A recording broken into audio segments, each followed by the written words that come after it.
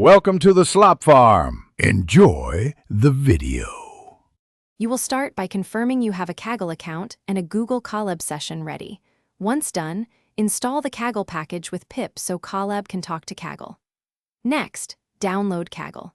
JSON from your account and upload it into /content/Kaggle, then set file permissions to be readable only by you.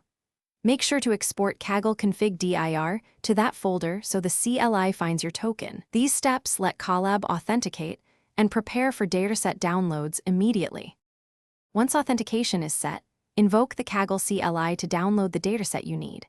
For example, Kaggle datasets download downer/name and wait for the file to finish. Then unzip into /content/data or directly into your drive if you mounted it.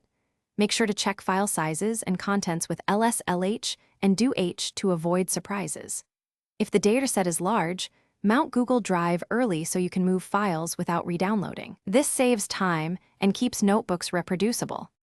Now load the files into pandas or your framework of choice. For images, point generators at the unzipped folder, and for tables, use read CSV with dtype hints to speed parsing.